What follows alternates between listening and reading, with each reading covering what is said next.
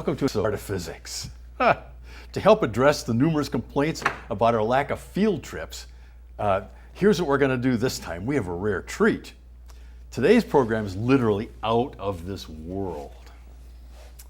We have to stretch our physics a little bit to transform it into astrophysics, but my astrophysicist nephew does that all the time. To get you viewers into the right frame of mind, here's a video to help scale up your thinking.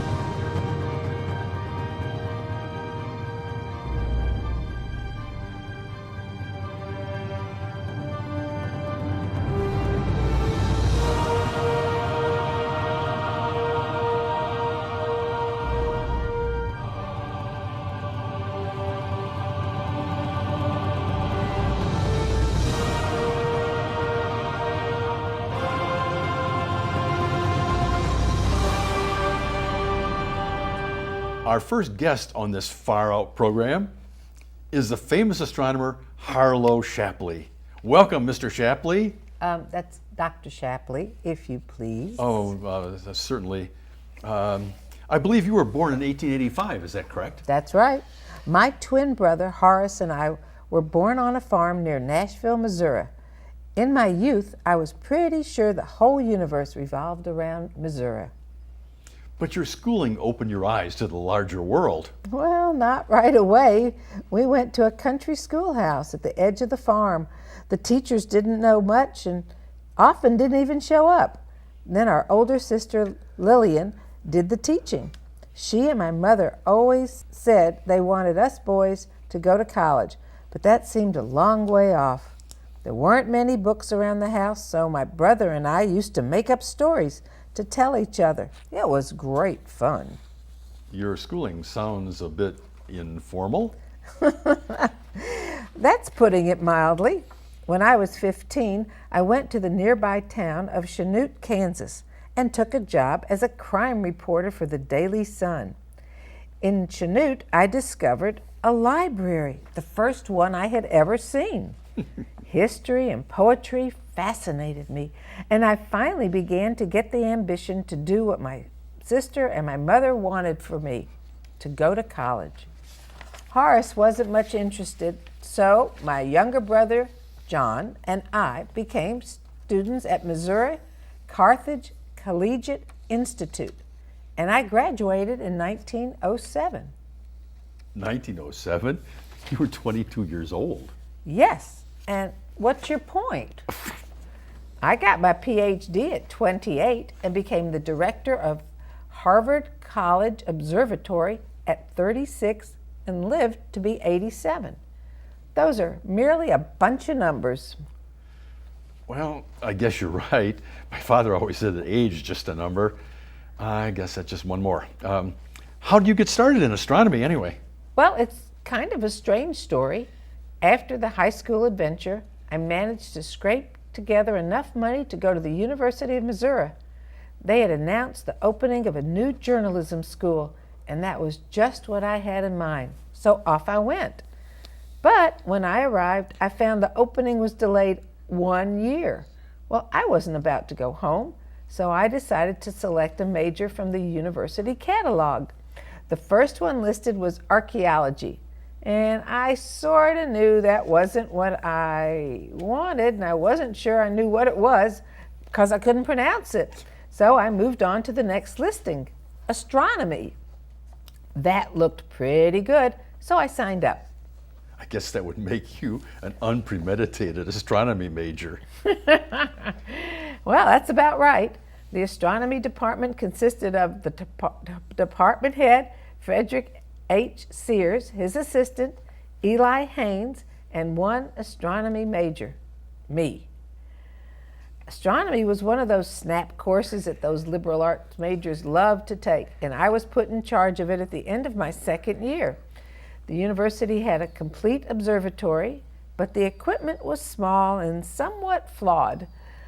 When I was a junior, Sears left for the new Mount Wilson Observatory in California. Before I completed my bachelor degree in 1910 and master's degree in 1911, my math professor, Oliver Kellogg, noticed an open astronomy fellowship at Princeton. I applied, got good recommendations from both professors, and was delighted when I won the fellowship. So then it was off to Princeton for you. Well, soon after arriving, I met my thesis advisor, Professor Henry Norris Russell. Although he was only 8 years older than I was, he was a Long Island clergyman's son and a bit of a snob. Russell had started to work on eclipsing binary stars, and we developed a new technique for analyzing them. In 1912, I completed my dissertation and was awarded the PhD. Now you're ready for prime time. Well, not exactly. I had no job. My brother John and I toured Europe for several months and met many leading astronomers there. Back in Missouri, Father was struck by lightning and killed. And in 1914, two events that had dramatic consequences for me happened. I got married, and my old astronomy professor at Missouri set up a meeting for me with George Hale, the director at Mount Wilson Observatory in California. Hale offered me a job, and I took it. Along the way, I visited Harvard College Observatory. There I met Solon Bailey, who encouraged me to study variable stars in globular clusters. Well, I was probably going to study them anyway. Right. Mount Wilson was where you hooked up with Edwin Hubble. I didn't get there for a while, and we didn't exactly hook up. Oh, yes, Hubble. Nice to see ya. I heard the start of your interview and found out more about you during that brief time than when we were colleagues at Mount Wilson. Well, good. Maybe I'll learn more about you when I hear your story. Well then, let's get right to it. Dr. Hubble, shall we start with your birth in 1889? Rather, but please dispense with the doctor. Everybody calls me Major, and I find it quite fetching. Indeed, I was born in Missouri, just like Shapley here, but we moved to Illinois when I was 10. Mostly I loved sports, but I remember staying up all night once to watch a lunar eclipse. It was a magnificent show. I believe I read somewhere that you excelled in high school sports. I did have a jolly good time in sports. We won some basketball championships, and I was the captain of the track team. My academics were not quite up to scratch, but I did win a scholarship to the University of Chicago. Well, so did your sports career continue in college at Chicago? Yeah, it was a bit of a problem. My father worried about injuries, so he forbade football and baseball. I did play a little basketball and ran some track, but I played behind Long John Shummer, who was an All-American at everything he set his heart to. Besides, I had to prepare for law school to please my father. But what about your love for astronomy? My father thought it was outlandish, so I had to keep it on the low down. Besides, I found out about the Rhodes Scholarship. I took courses in French, Latin, Greek, political economics, and public opinion. My GPA suffered, but I was ready for Rhodes test. Here it comes. Don't get your knickers in a twist, Shapley. Yes, I won a Rhodes Scholarship. I went to England and I studied international law. But I also spent some time at the university's observatory, introduced baseball, drank plenty of English beer and French wine, and got 2 dueling scars. Hey, good for you, man. It always seemed to me that you were a Rhodes Scholar, but never lived it down. Now that I hear more detail, perhaps it was better than I thought. Well, my father wouldn't have thought so, but he passed away before I returned. Back home, I couldn't bring myself to practice law, so I started graduate school at the Yerkes Observatory in Wisconsin. Just as I was finishing my doctoral studies of nebulae, two things happened almost at once. World War I started, and George Ellery Hale offered me a job at Mount Wilson. I said yes to both. Oh, yes. So that's how you got to be major, isn't it? By Jove, Shapley, what did you do in the war? I was all set to volunteer, but Hale wouldn't have it. He said I needed to be available for optical work that may come from Washington. Later, I decided to sign up anyway, but the Kaiser surrendered, and I was joining the Coast Artillery. Well, most of my time was spent in training anyway. Maybe you're not such a bad egg anyway. Speaking of bad eggs, tell me this, Hubble. Why did you review one of my magazine articles with the phrase, quote, of no consequence? Rubbish. Unquote? That had nothing to do with you or your article. The magazine's editor asked me if I wanted a reviewing fee. I was in such a rush, so I dashed off that quick note to tell him it made no difference to me. It wasn't meant for you. You should never have seen it. Excuse me, can we get back to astronomy here? You gentlemen differed about sizes of the universe and the universe as a whole. Is this like the Sidney Harris cartoon that I think David's going to show? Thanks to Sidney Harris for keeping it real. Before 1920 or so, astronomers believed the Milky Way galaxy to be about 30,000 light years across, with our solar system at its center. Thanks to Henrietta Swan Leavitt and Henry Russell, variable stars provided a way to measure farther distances more accurately. So I used these techniques on globular clusters. I was able to determine that the Milky Way was 10 times as big as they thought, more like 300,000 light years across. Also, our solar system was nowhere near the center. Yes, and you showed that very nicely in the famous 1920 debate you had with Eber Curtis. However, you got hung up on thinking the Milky Way was the whole universe.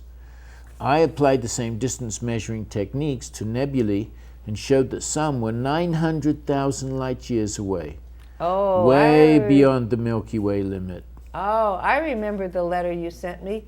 I got so annoyed I called it junk science. That wasn't very nice of me, was it? Let's admit it, we're both a bit on the stubborn side.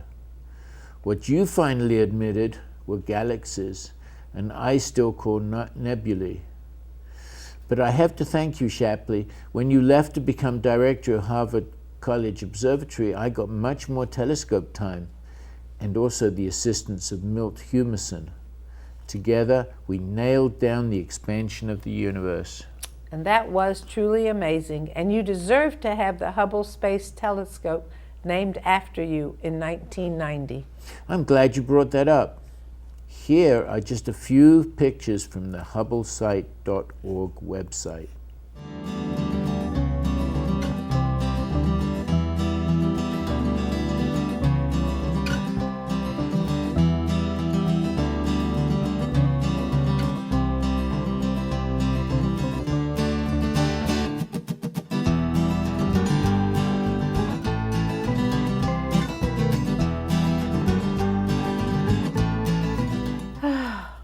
So they call the Hubble Space Telescope the HST. Just think, if I hadn't taken that Harvard directorship, it might have been the Shapley Space Telescope, the SST. Sorry, old chap, that's already been used.